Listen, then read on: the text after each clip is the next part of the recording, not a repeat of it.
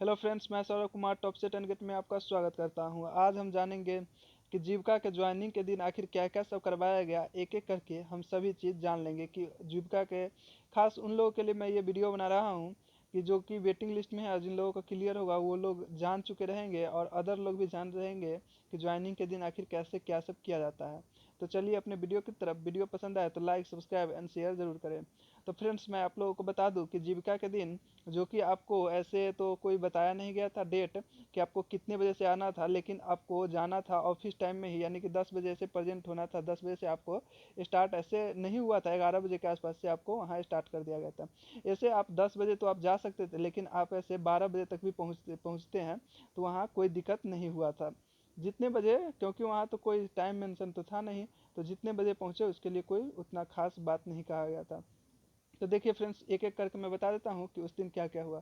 तो देखिए, जैसे जो भी कैंडिडेट जैसे जैसे पहुँचे उनका वैसे वैसे जो है प्रोसेस कर दिया गया। जैसे कि जब ये जाते हैं तो वहाँ पे पहले हमको एक ठो ज्वाइनिंग का फॉर्मेट दिया गया, यानी कि एप्लीकेशन फॉर्म टाइप का ही था। तो वो था ज्वाइनिंग का फॉर्म। ज्वाइनिंग का फॉर्म था ज्वाइनिंग का फॉर्म था जो कि आपको दिया गया और बोला गया कि आप लोग भरिए, जो भी भरिए, जो आता हो वही भरिएगा और जो नहीं आता है उसे आप छोड़ दीजिएगा, पूछ कर ही भरिएगा, ये आपको बताया गया था। और बताया गया यही सब कि जो आपको जो आता है वही भरिए और जो नहीं आता है उसे छोड़ दीजिए, और जो भी प्रॉब्लम हो वो आप मतलब पूछ कर भरिएगा। जैसे कि आगे देखते होइएगा कि जो मतलब 3 4 5 कर्मी थे जो आगे बैठे हुए थे और टेबल लगा हुआ था और ये यहाँ पे बैठे हुए थे और कैंडिडेट लोग को आगे बैठाया गया था। जितने भी कैंडिडेट थे यहाँ पे सभी लोग को बैठाया गया था। अब बोला गया था कि जो आप लोगों को जो भी प्रॉब्लम होगा वो आप फॉर्म भरिए और मतलब जो प्रॉब्लम होगा वो आप पूछ पूछ के भर लीजिएगा। ऐसा नहीं कि फॉर्म फिर गलत कर लीजिएगा तो फिर आपको नया फॉर्म नहीं दिया जाएगा, ये बता दिया गया था पहले ही। तो वही जो भी फॉर्म फिलअप किए थे उस समय तो अपना सोच सोच कर फिलअप किए थे, जो आता था वही किए थे। तो मैं बता देता हूँ कि आखिर उसमें फॉर्म में आखिर क्या क्या किया गया था। तो फॉर्म फिलअप जो करना था उसमें देखिए, मैंने बताया था कि जो उसमें पिछले वीडियो में मैंने बताया था कि उसमें क्या क्या सैलरी में बताया था कि इसको ये चीज़ मिलता है, जैसे कि मेडिकल की सुविधा मिलता है। तो उस फॉर्म में ये भी चीज़ था कि मेडिकल की सुविधा आपको किन किन लोगों को, जैसे कि शादीशुदा लोग थे उनको भरना था। जैसे कि शादीशुदा लोगों के लिए उनके लड़के लड़कियां हैं, उनको वहाँ पे नाम भरना था जिनका वो मेडिकल लेना चाहते थे। तो लड़की का यहाँ नाम और लड़का के नाम जो भी है वो, और पेरेंट्स में माता पिता का नाम, mother name and father name, ये सब जो है ये सब आपको वहाँ पे लिखा गया था। जो भी थे, जैसे कि शादीशुदा के लिए सभी का नाम, जैसे पुत्र पुत्री जो हो और पति हुए, और जैसे कि माता पिता, इस सभी का नाम जो होता है वहाँ पे शादीशुदा के लिए था लिखना था। शादीशुदा के लिए यहाँ पे लिखना था। और क्या लिखा था, जो कि जो शादीशुदा नहीं थे उन लोगों के लिए क्या था कि उन लोगों के लिए सिर्फ माता और पिता का नाम, यानी कि पेरेंट्स में mother name and mother name and father का नेम जो था वही आपको भरना था। तो उनका फादर नेम और मदर नेम भर देना था ताकि उनको जब भी मेडिकल की सुविधा हो, जो भी अगर कुछ प्रॉब्लम होता है मेडिकल के लेना पड़े तो वहाँ वो माता और पिता के लिए ले सकते थे। तो यही भरना था। और इसके साथ साथ एक और चीज़ भरना था, वो भी मैं बता देता हूँ। उसमें नाम भी भरना था, जैसे नेमनी में नाम भरना था। तो वो नेमनी में नाम आप जिनका भी देना चाहते थे वो आप दो कैंडिडेट का देना था, जिनका भी आपको एड्रेस भी लिखना था वहाँ पे। जैसे दो कैंडिडेट है तो वहाँ पे उनका एड्रेस, कहाँ रहते हैं, नाम, ये सब, मोबाइल नंबर भी भरना था। दो कैंडिडेट का यहाँ पे भरना था, दो अलग अलग कैंडिडेट, एक ही कैंडिडेट का नहीं भरना था। और ये भरना था। उसके बाद जैसे कि कुछ प्रॉब्लम होता है तो वो अपना जो होगा उनके योगदान में वही रहेंगे, कैंडिडेट के योगदान में वो रहेंगे, इसीलिए निम्नी में नाम उसी का दिया जाता है। तो वो निम्नी में नाम आपको दे दिया गया था। तो यही था। और फॉर्म फिलअप जो था वो सब चीज़ करके आपको क्या किया था, तो वही लोग जो कर्मी वहाँ पे बैठे हुए थे उन लोगों को फॉर्म फिलअप करके आपको दे देना था, और वही दे दिया गया। सभी कैंडिडेट दे दिया गया। साथ में देने के साथ ही बताया गया कि क्या क्या आपको देने के साथ में आपको उसके साथ जो अटैच करना था वो क्या करना था, वो मैं आपको बता देता हूँ। तो जो जो मैंने डॉक्यूमेंट बताया था, और ऑफिशियल जो BRLPS का जो आया था अनाउंसमेंट कि ये डॉक्यूमेंट सब जो आपको लेकर जाना है, तो वही डॉक्यूमेंट सब का वो फॉर्म जो आप ज्वाइनिंग का जो वहाँ पर दिया गया था फॉर्म के साथ अटैच करना था। यानी कि वो भी दो दो फॉर्म अटैच करना था। दो, मैंने जो बताया था, दो दो प्रति आपको ले जाना है डॉक्यूमेंट का, जिरॉक्स करवा के। कुछ ऐसे कैंडिडेट भी थे जो अपना जो डॉक्यूमेंट थे वो एक एक जीरोक्स ही करवा के ले गए थे या नहीं भी करवा के ले गए थे, तो वहाँ उनको अपना परेशानी का सामना करना पड़ा और जो होता है वो अपना बाहर से जाके अपना करवा के फिर वहाँ देना पड़ा। तो क्या किया गया, फॉर्म जो था जैसे कि ज्वाइनिंग का फॉर्म दिया गया था उसके साथ क्या क्या अटैच किया गया, वो जितना भी दिया गया डॉक्यूमेंट वो अटैच करना था। अब प्लस में एग्ज़ाम का जो एडमिट कार्ड था, एग्ज़ाम का एडमिट कार्ड था वो आपको ओरिजिनल इसके साथ, यानी ज्वाइनिंग वाला फॉर्म था इसके साथ एडमिट कार्ड का ओरिजिनल, ओरिजिनल जो था ओरिजिनल आपको यहाँ पे क्या किया गया उसके साथ लगाया गया, अटैच करवाया गया। और सभी जैसे कि और था डाउरी लिखा हुआ था, तो डाउरी वाला भी जो था उसका भी जो है आपको ओरिजिनल, ओरिजिनल ही इसके साथ लगाया गया था, फॉर्म के साथ ओरिजिनल लगाया गया था। और बाकी जो भी था उन लोगों का यहाँ पे जीरोक्स इसके साथ लगाया गया था। और एक फॉर्म और था जिसको फॉर्म नहीं था वो ये जो डॉक्यूमेंट का एक और सीरीज था उसको आपको एक और था, जैसे कि एडमिट कार्ड का जीरोक्स था और डाउरी का उसका जीरोक्स जितना भी था इसके साथ एक अटैच करना था पूरा, एक एक जो जीरोक्स था तो, और एक एक जीरोक्स अलग से अटैच करके डायरेक्ट आपको पिनअप करके वहाँ पर देना था। यानी कि दो दो डॉक्यूमेंट इसीलिए मांगा गया था, एक एक इसमें अटैच करने के लिए ओरिजिनल के साथ ओरिजिनल एडमिट कार्ड, और एडमिट कार्ड जो है जीरोक्स वाला इसके साथ एक और अटैच करके वहाँ देना था, दो दो इसीलिए ही मांगा गया था। तो फ्रेंड्स उसके बाद क्या हुआ, तो वहाँ पे ये चीज़ आपको जो होता है इसके अटैच करके बाद वहाँ पे आपको ले लिया गया। और लेने के बाद क्या किया गया, तो वहाँ पे आप लोगों को कुछ देर के लिए रोका भी जाता है, जैसे कि आप वहाँ पर 11-12 या जितने बजे पहुँचते हैं आपको शाम लग जाता है। जैसे कि किस कहीं कहीं की बात करते हैं, जैसे कि सीतामढ़ी का, तो सीतामढ़ी का मैं बात करता हूँ, तो सीतामढ़ी में कितना बज गया था, लगभग 7 बजे, 7 बजे से 7:30 बजे के बीच में वहाँ से कैंडिडेट को लोगों को छोड़ा गया। वहाँ बहुत लेट कर दिया गया था क्योंकि वहाँ के जो कर्मी थे, ऑफिसर रैंक के थे, वो वहाँ पे समय से नहीं पहुँचे थे, इसीलिए वहाँ उनको थोड़ा लेट करना पड़ा था। और अधिक जैसे यहाँ जहाँ कहीं कहीं हुआ था 5 बजे भी वहाँ पर छोड़ दिया गया था और 6 बजे तक भी छोड़ दिया गया था, तो सबके अलग अलग समय था, वहाँ पे आप लोगों को अंत में काम करके छोड़ दिया गया था। तो ये सब जो प्रोसेस था ज्वाइनिंग वाला वो फॉर्म फिलअप करके ले लिया गया था। उसके बाद क्या हुआ कि आपको वहाँ पे रोका गया था, और रोकने के साथ साथ होता था बहुत कुछ, जैसे कि खाना पीना ये सब भी किया कराया गया।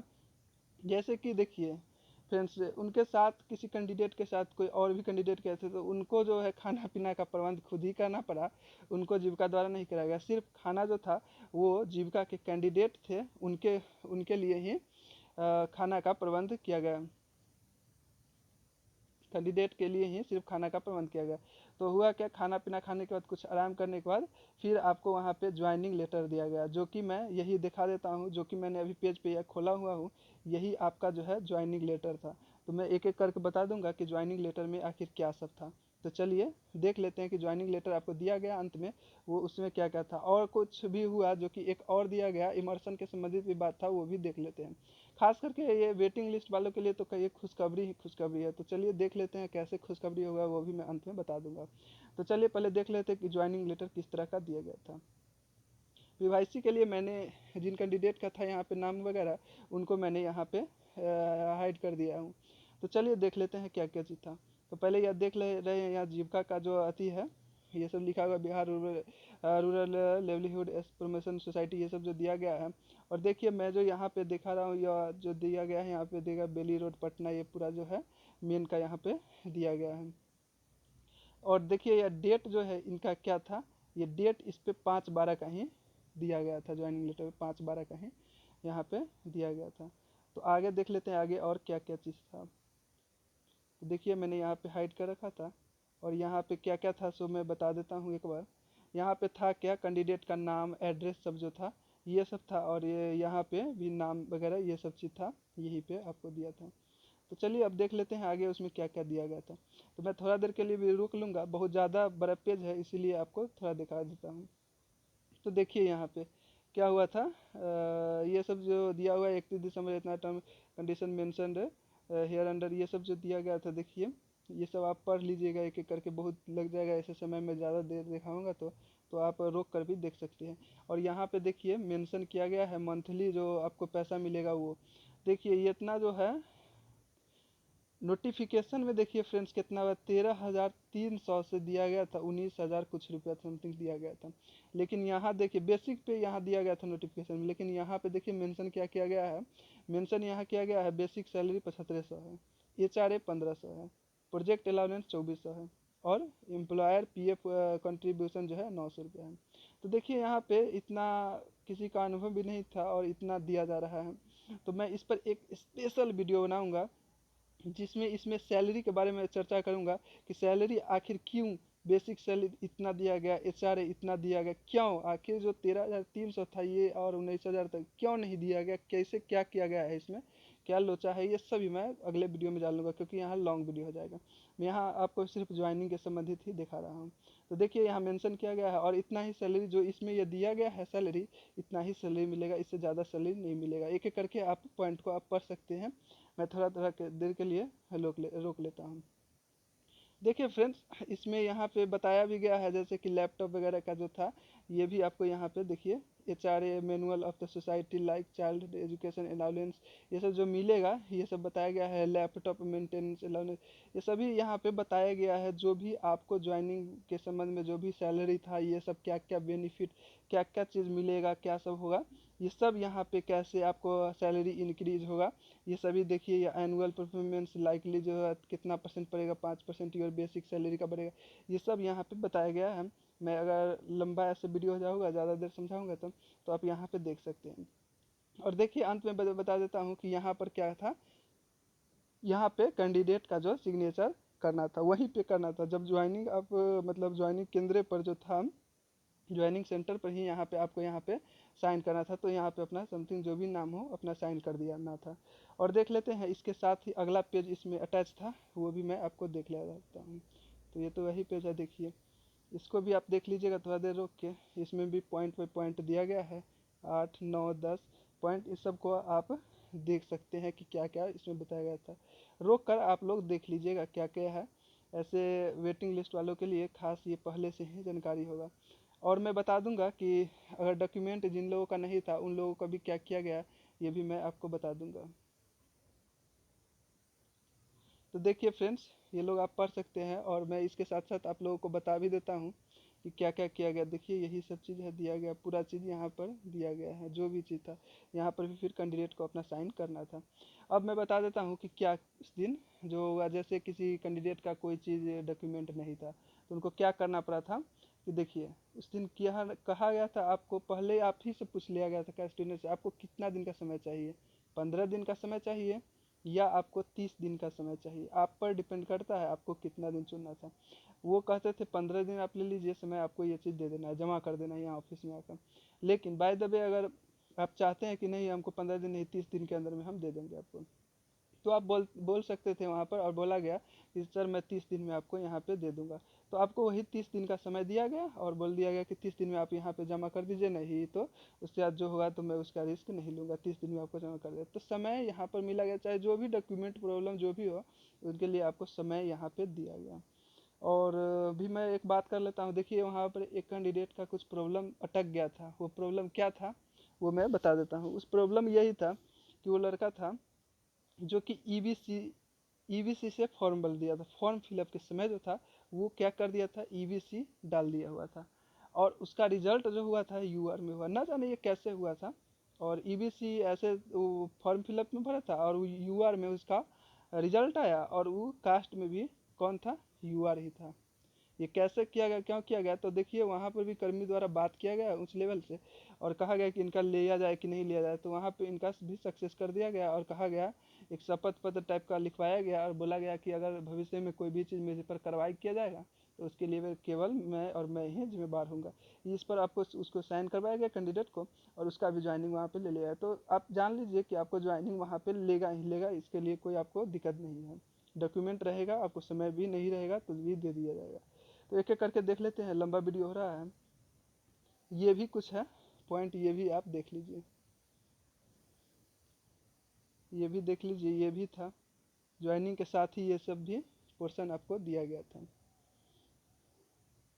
यहाँ भी नीचे आपको जो कैंडिडेट का साइन करवा लिया गया था। अब थोड़ा थोड़ा देर देख कर इसको आप देख सकते हैं क्या क्या रहती है, देखिए यहाँ पर भी आपको कैंडिडेट का जो था साइन यहाँ पे करवा लिया गया था, उसी दिन करवा लिया जाता है, क्योंकि ये ज्वाइनिंग और भविष्य के लिए जो ये है आपको कहा जाता है कि आप भविष्य के लिए ये आपको संभाल कर रख लीजिएगा, ताकि ये आपको ज्वाइनिंग लेटर है, कभी भी किसी प्रकार की प्रॉब्लम होगा तो आप ज्वाइनिंग लेटर से आप दिखा सकते हैं कि मुझे ज्वाइनिंग लेटर मिला हुआ था। तो चलिए अब देख लेते हैं कि उसके साथ साथ अंत में आपको क्या सब दिया गया। तो देखिए क्या दिया गया सो मैं बता देता हूँ।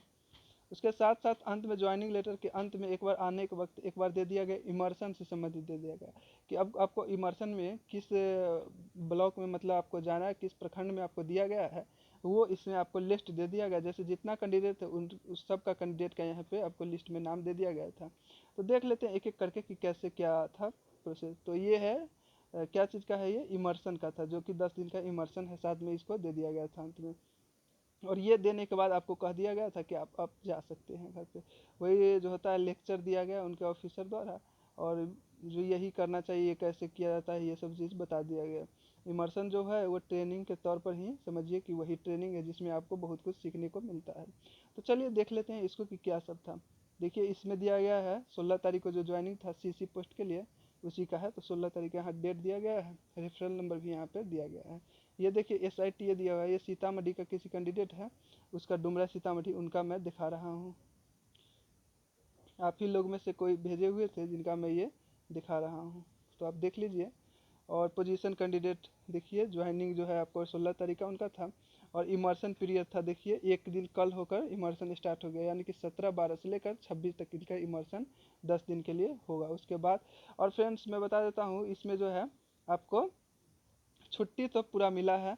छुट्टी बोला गया था कि छुट्टी अगर आपको ज़रूरी होता है, एग्ज़ाम है चाहे कुछ भी है इमर्शन में भी, तो आपको 1 दिन का छुट्टी मिल सकता है। इसके लिए आपको एक लेटर देना होगा BPM को, ब्लॉक प्रोजेक्ट मैनेजर के, जहाँ इमर्शन आपको भेजा गया है वहाँ आपको आवेदन देकर आप 1 दिन का छुट्टी भी ले सकते हैं।